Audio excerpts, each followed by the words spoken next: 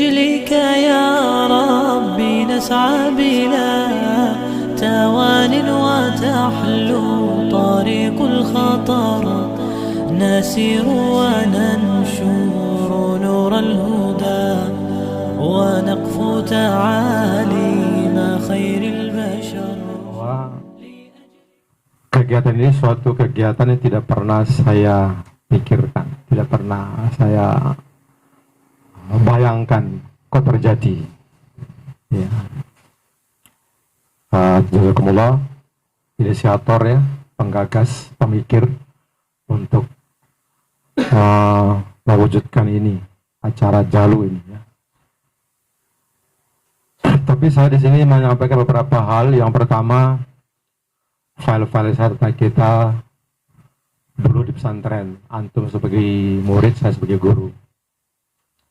Antum jangan menunggu, mungkin tidak akan saya sampaikan karena waktunya. Yang kedua,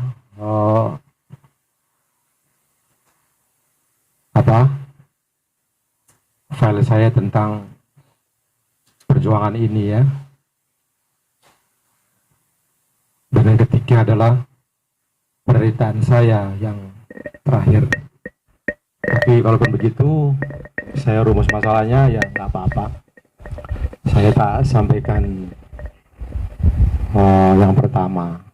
File-file saya guru, antum murid, saya sudah rekam tadi. Saya adalah orang yang sangat rahasia ya.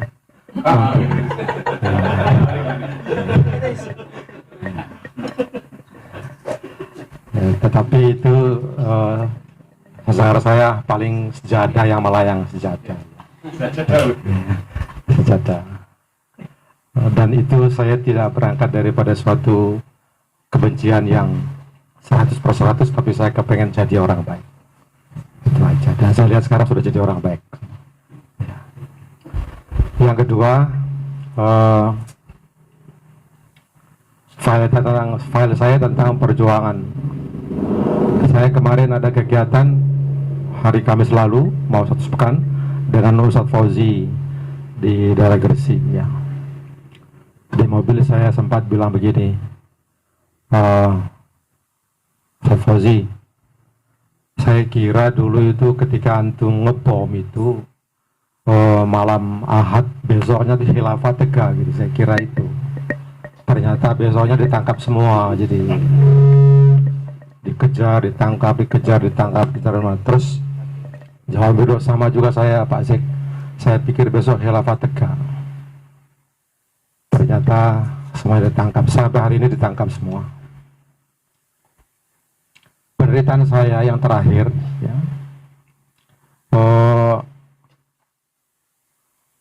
ketika malam Rabu ya, saya memang sangat sedih, tetapi saya harus kuat karena Pak Ali sudah mengatakan, Pak Zek, Pak Fauzi, Pak Rozi ditangkap karena urusan mobil. Saya bilang bukan urusan mobil, antum gak usah tipu sama saya.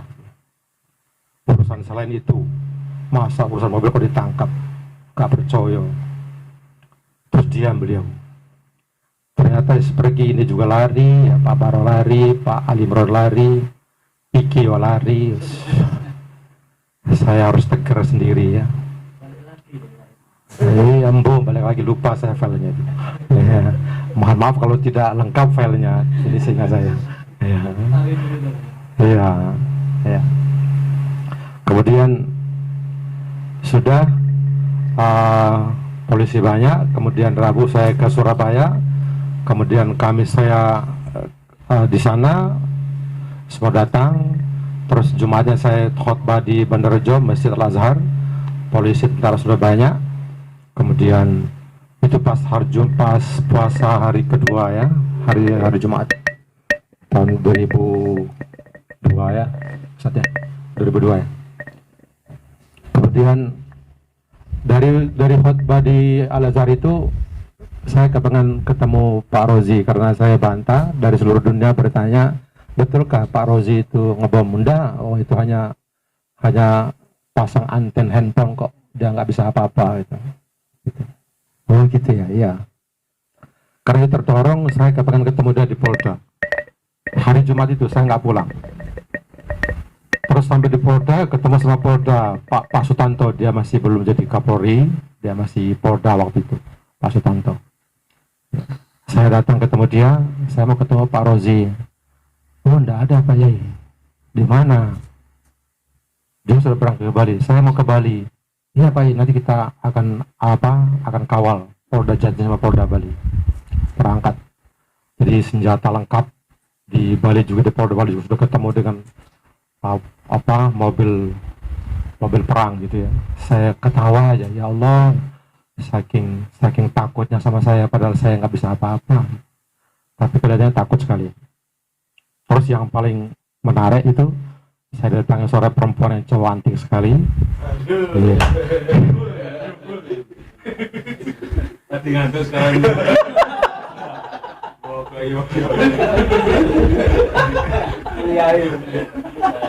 Iya. Pak Yai, saya pemilik Polda ini. Butuh apa saja, silakan berhubungan sama saya. Saya butuh istri, Mbak. Kalau Mbak bersama saya kepengen berperahu di sini sama Mbak. Terus nggak muncul, 1 minggu dia nggak muncul. Ya. Terus ketemu sama polisi dari Ambon, kemudian juga Pak Ali Bakhtiar juga datang, ya Kapolri dia. Ya. Karena saya masih lengkap, insya Allah. Terus mau berpuasa, baru berbuka hari Jumat itu, diam semua, banyak mereka jenderal-jenderal itu di dalam, diam, nggak ada, ya aksinya diam. Karena sudah sholat sekitar itu di Polda itu, saya bilang, saya ketuk meja, permisi para jenderal, saya mau berbuka puasa, mohon tolong saya dikasih waktu untuk berbuka puasa, saya mau cari air, mau cari nasi. Tadi saya dapat amplop dari khotbah Jumat itu 300.000, saya bawa pulang sampai ke Bali. Nggak ada pakaian sudah itu. Sudah 2 hari saya di sana. Apa saya duluan ya dengan Gusir almarhum ya? Saya duluan apa dia duluan, lupa saya. Kayaknya dia duluan baru saya. Karena dia yang punya perangkat mobil kan, diambil duluan. Wah, terima kasih Pak Ustadz bisa temani saya. Kenapa? Aku saya sendirian, nggak apa-apa Pak. Insya Allah sama saya temani. Ya 1 minggu di sana, ya diselidiki. Bodohnya saya, itu banyak polisi yang pulang cari-cari orang ini, cari Ustadz Fauzi dan teman-teman. Itu yang nama senjata keleleran di itu, saya pegang-pegang, nggak bisa pakai. Kalau pakai itu nggak bisa, tak tembak sekalian biar mati-matian gitu. Tapi bodohnya saya nggak bisa, bodohnya nggak ketulungan. Barokahnya bodoh itu begitu ya. Ya, barokahnya bodoh ya Allah. Nggak bisa. Saya ambil senjata, kasih kepada komandannya. Terima kasih Pak ya, sudah. Ya Allah, bodohnya saya itu, kalau Pak Fauzi gimana caranya nih? Saya singkat cerita, sudah. Saya pulang, tapi seluruh tubuh ini sudah di foto semua oleh dunia internasional. Saya tanya, kenapa difoto semua gigi saya, kuping saya, hidung saya, telinga saya, mulut saya, sampai semua dalam mulut saya difoto semua. Kenapa difoto? Pak Yai, ini kalau ada apa-apa bom lagi, yang pertama kali yang diselidik sampean, bukan yang lain. Antum dengarkan cerita saya ya. Nanti ada yang paling menang, yang menyusahkan saya gitu ya. Terus, oh ya begitu, sudah. Begitu, saya nggak pamit sama Gus Sir almarhum, saya langsung bawa pulang sendiri. Dikawal lagi sama Polda Jatim sama Polda Bali, perintahnya. Langsung ke Lamongan malam itu. Di Lamongan mau disewakan hotel dan mau panggil istri sama anak saya biar hidup di situ. Saya bilang, enggak Pak, saya kasihan, anak mau liburan. Saya tak pulang. Kalau kamu tidak bisa ngantar saya tak jalan kaki. Bisa, bahkan setengah jam saya sampai di pondok. Tak ancam begitu. Setengah jam di pondok. Oh siapa ini? Nanti jam 1. Oke, jam 1 saya tunggu. Sampai di pondok jam 3. Terus mau jumpa pers, saya bilang jangan Pak, saya mau ketemu istri, sudah seminggu nggak ketemu istri, ini masih ada waktu 2 jam, saya bilang. Ya, bisa cerita, bisa makan sahur bareng gitu. Nanti aja, setelah sholat subuh kita jumpa pers, bilang. Ya sudah, satu aja, ketemu Rozi enggak ketemu, hanya lihat dari jauh. Kalau mau ketemu ngapa? Kalau mau ketemu, oh ya itu sebetulnya rahasia pribadi saya. Ya, itu kira-kira Mas Roy sudah ngaku. Nggak tahu, Ustaz. Nggak tahu. Itu kalau mau ketemu, saya mau bilang begini, Ji, itu telur kemaluan itu pecahkan biar kamu mati, biar nggak usah banyak cerita gitu. Tapi itu nggak bisa. Satu, misi saya. Yang kedua, saya kepengen al-Islam jangan sampai diobok-obok. Satu orang yang berbuat kejahatan, jangan instansinya, jangan. Itu ilmu saya gitu. Tapi orang itu yang diambil. Orang-orang bicara kayak tadi, ini itu sudah basi menurut ilmu saya, sudah basi. Kalau saya nggak pernah belajar gitu. Jangan instansinya jangan. Tapi di sini Pak Masfuk sudah bergerak ya, bukan Fadli, Pak Masfuk ya, mau gitu ya, sudah bergerak.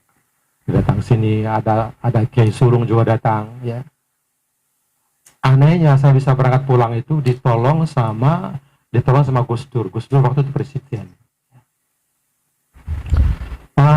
Tolong ya Kiai Cili itu Zakaria itu pulangkan, dia nggak ada masalah apa-apa. Itu diperintah sama presiden langsung, saya disuruh pulang. Iya, disuruh presiden. Gus Dur, oh ya, itu guru saya bilang. Ya, kadang-kadang saya bohong begitu. Dan dipercaya gitu, terus saya pulang. Sudah selesai itu berkembang di kalangan ikhwan. Kok teman-temannya ditangkap, setelah diusir, ditangkap, kok dia sudah masuk penjara, kok bisa keluar lagi? Oh, ini pasti pengkhianat. Jadi antum tidak merasakan bagaimana seperti itu bahasanya ya. Oh, itu sudah temannya polisi, sudah temannya tentara, sudah temannya itu ini. Sebelum Pak Fauzi digitukan, saya sudah duluan. Sebelum yang lain-lain gitu kan, saya sudah duluan. Tapi saya diam saja.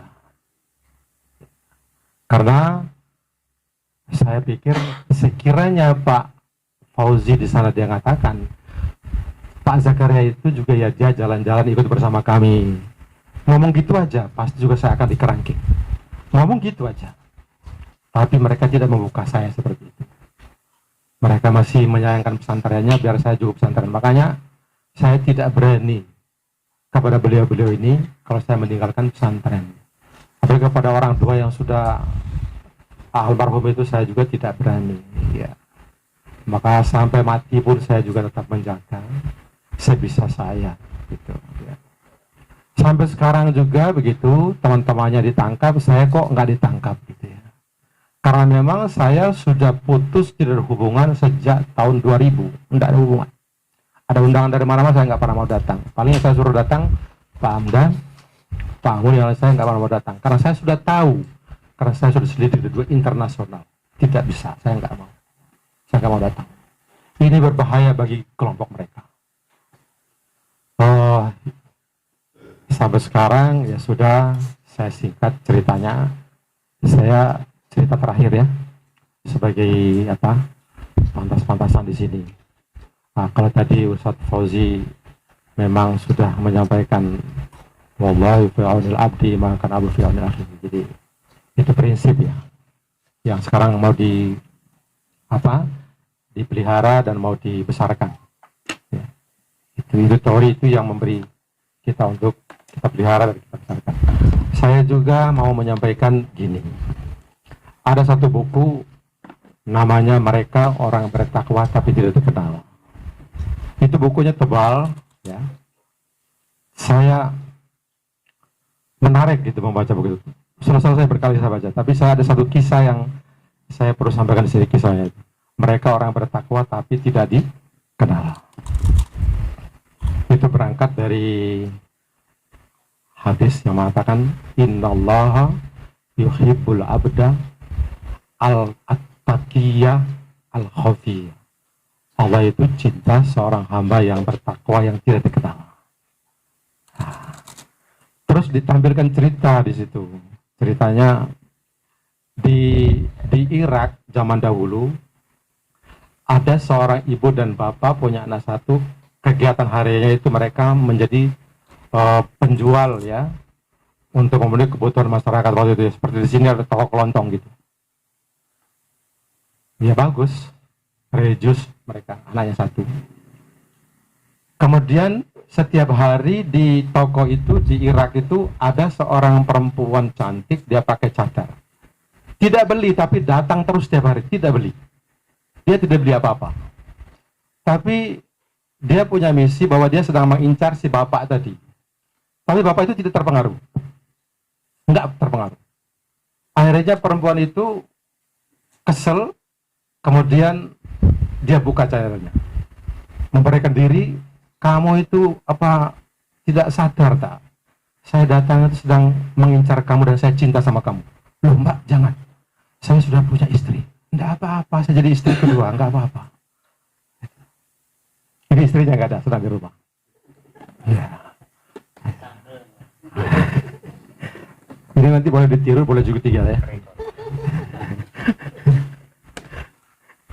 Boleh ditiru, boleh juga tidak ya. Akhirnya jadilah nikah mereka. Kemudian minta izinlah ini suami kepada istrinya, Bu, saya mau malam ini tidur di rumah teman di kampung sebelah. Oh iya Pak, tidur di rumah teman. Minggu besok izin lagi, kok teman lagi? Kok minta izin lagi, teman lagi? Akhirnya ini ibu istri pertamanya itu kirim kurir untuk memata-matai. Itu betul dia punya teman atau teman-teman apa gitu loh.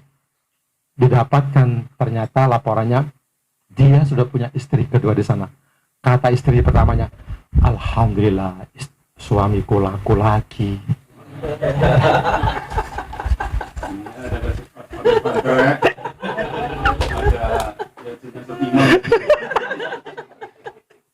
Katanya boleh ditiru.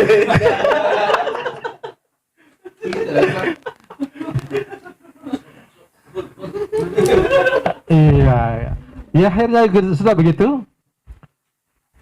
Sudah datang suaminya, istrinya menyambut, alhamdulillah. Jangan sering berantem ya sama temannya. Nyindir kepada suaminya. Kalau berantem yang positif saja. Oh iya Bu, insya Allah. Kayaknya mereka juga sudah punya feeling. Ini bapak ini punya, ini ibu ini mesti ngerti saya punya suami, punya istri. Dan istri sudah tahu pasti kalau dia sudah punya. Nah, keliru. Ini bapak ini ngerti, dia punya feeling bahwa istrinya itu ngerti kalau dia sudah punya istri lagi. Sementara istri sudah tahu kalau dia sudah punya istri. Akhirnya mereka hanya mengatakan, ya harus berbaik-baik sama teman, jangan sering berantem. Berantem ya yang positif saja. Ya, ya. Ya. Ya harus serius. Ya. Ini ceritanya asik gitu. Ya. Nanti kalau mau minta bukunya, saya pesan dulu bukunya. Ya, ya, ya, ya. Hari-hari terus akhirnya singkat cerita itu suami sakit di hari dengan kematian. Kemudian meninggalkan duit 1.500 dirham. Istri pertamanya mengatakan ini untuk istri keduanya, ini untuk anaknya, ini untuk saya. Jadi dibagi aja, dibagi-bagi 3, 500. Disuruh kurirnya, Mas, ini 500 bawa ke istrinya yang kedua di sana, punya abah. Di bawah satu sana. Ini bahwa suami ibu sudah meninggal dan ini ada peninggalannya dibagi. Ada 1.500 untuk istri pertama di sana 500, untuk anak 500, untuk sampean 500. Oh maaf, saya sudah diceraikan sama dia. Bawa kembalikan lagi. Kembalikan lagi. Sampai situ ceritanya. Saya simpulkan atau saya mengambil intisari begini bahwasanya adalah ada suatu amalan yang anak-anak atau teman-teman ustadz itu harus punya yang disembunyikan untuk menjadi andalan pada hari akhirat nanti. Ya, harus punya itu ya. Kalau perbuatan ulama begitu. Tapi juga tidak semua amalan, apalagi amalan yang wajib itu disembunyikan, nggak bisa. Harus dijaharkan. Harus dijaharkan, ya. Harus dipubliskan, gitu nggak bisa. Kemudian yang ketiga adalah teruskan acara ini, saya minta programnya ditingkatkan, ya. Pemikiran-pemikiran bagus untuk peningkatan ini diteruskan, ya. Begini, saya menyampaikan, Ibu Safi mengatakan bahwasanya Anda harus tetap memikirkan kebaikan orang lain kepada Anda. Jangan mikir kejelekannya. Adapun Anda sendiri, memikirkan kejelekan Anda sendiri, jangan mikir kebaikan Anda sendiri. Tahu lagi ya. Anda harus memikirkan kebaikan orang lain. Jangan mikir kejelekannya orang itu. Paham Pak Yoyo? Kemudian yang kedua, Anda memikirkan kejelekanmu sendiri, jangan mikir kebaikanmu sendiri. Agar engkau tetap lancar komunikasi. Tadi kan diminta apa ya? Minta tausiah persaudaraan ya. Jadi itu saya sudah ngajar di murid-muridnya, guru-gurunya Ustadz Imam dan wali muridnya Ustadz Imam. Ya, saya selalu menyampaikan ini bacaan dulu sudah di kitab Lahwatul Ighosatul Lahwan ya. Kitab itu saya menemukan tulisan bahwasanya laisal ihsanu an tuhsina ila man ahsana ilaika walakinal ihsan an tuhsina ila man asa ilaika. Jadi itu menjadi persoalan saya dan prinsip hidup saya ya, bahwasanya bukanlah dikatakan berbuat baik Anda berbuat baik kepada orang yang baik sama engkau. Itu tidak ada uniknya, itu tidak ada istimewanya. Tetapi yang dikatakan berbuat baik itu engkau berbuat baik kepada orang yang jelek kepada engkau. Mau nggak? Mau nggak? Sulit kan? Nah, itu yang saya harus sampaikan kepada anak-anak di sini. Saya sudah belajar untuk seperti itu. Sudah belajar. Hatta kepada orang kafir pun saya akan kasih tahu dia. Saya ada cerita dari Labuan Bajo naik ke Ruteng sampai ke kampung saya itu diantar sama pendeta. Karena saya dianggap ustadz pendeta. Diantar ke restorannya, dak saya makan, saya bilang saya makan telur aja Pak Pendeta. Oh iya ya Pak Ustadz, maaf. Pendeta bukan suster. Pendeta laki-laki bukan. Memang dia punya istri juga, ya cantik juga, saya juga lirik-lirik gitu ya. Gitu ya. Ya, jadi ya itu saya punya prinsip. Jadi teman-teman gitu sekarang ya, berbuat baik kepada orang yang berbuat jelek sama kamu. Kalau berbuat sama orang yang baik sama kamu itu tidak ada istimewanya. Itu semua orang bisa. Tapi sekarang antum berbuat sama orang yang tidak baik sama antum. Sekiranya itu yang saya sampaikan. Saya mohon maaf. Akhirul kalam. Assalamualaikum warahmatullahi wabarakatuh. Waalaikumsalam warahmatullahi wabarakatuh. Jazakumullah khairan katsiran. Terima kasih disampaikan kepada